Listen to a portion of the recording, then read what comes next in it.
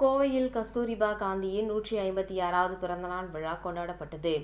மகாலிங்கம் மாரியம்மாள் மணிவிழா அறக்கட்டளையின் ஆதரவுடன் இயங்கும் கோவையில் உள்ள கஸ்தூரிபா காந்தி தேசிய நினைவு அறக்கட்டளை கஸ்தூரிபா காந்தியின் 156வது பிறந்த நாளை வளாக தினமாக கொண்டாடியது.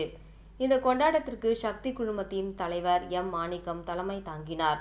நமது நம்பிக்கை இதழின் ஆசிரியர் முத்தையா சிறப்பு விருந்தினராக பங்கேற்றார். நாட்டின் கிராமப்புறங்களில் உள்ள பெண்களுக்கு கல்வி, சுகாதாரம், வேலைவாய்ப்பு மற்றும் பொருளாதாரத்தில் அதிகாரம் அளிக்கும் நோக்கில் மகாத்மா காந்தி தனது மனைவியின் நினைவாக 1945ஆம் ஆண்டு கஸ்தூரிபா காந்தி தேசிய நினைவு அறக்கட்டளையை நிறுவினார். இந்த அறக்கட்டளையின் ஒரு கிளை 1953ஆம் ஆண்டு கோயமுத்தூரில் வரதராஜபுரம் காமராஜர் சாலையில் நிறுவப்பட்டது. தமிழ்நாட்டை சேர்ந்த காந்தியவாதியும் தொலைநோக்கு பார்வை கொண்ட தலைவருமான பொள்ளாச்சி அருள் செல்வர் என். மகாலிங்கம் அதன் நிலையை அறிந்தும் 1992ஆம் ஆண்டு தனது மகாலிங்கம் மாரியம்மாள் மணிவிழா அறக்கட்டளையின் கீழ் நிறுவனத்தை ஆதரிக்க நடவடிக்கை எடுத்தார்.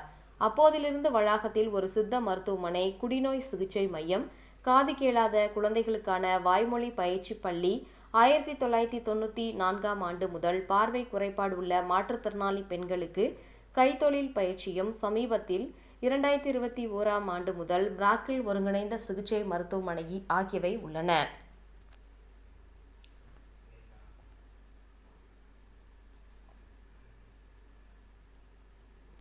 ஆயிரத்தி 1993ஆம் ஆண்டு தொடங்கப்பட்ட குடிநோய் மையம் 19,000க்கும் மேற்பட்ட நபர்களின் வாழ்க்கையை மேம்படுத்த உதவி உள்ளது என்பது குறிப்பிடத்தக்கது.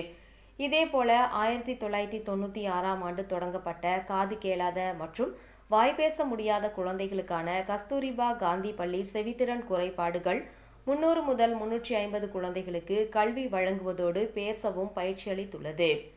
2 வயதுக்கு உட்பட்ட குழந்தைகள் இந்த பள்ளியில் சேர்க்கப்படுகின்றார்கள்.